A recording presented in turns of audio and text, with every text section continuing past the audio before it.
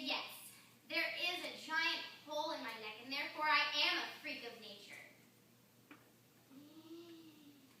Although I may feel like it sometimes,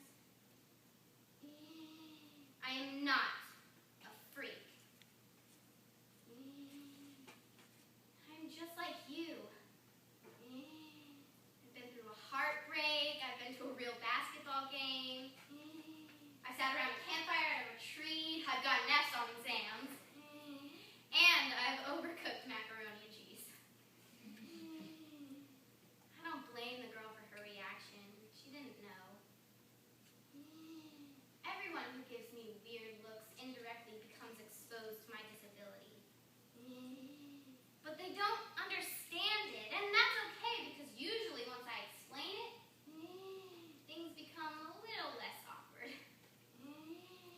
I mean, everyone understands that breathing is essential to human survival, no matter how you do it. I am not ashamed of this. I know I'm not, because every day I look into the mirror and tell myself I'm pretty.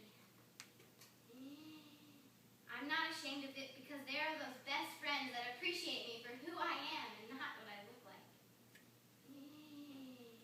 I'm not ashamed of it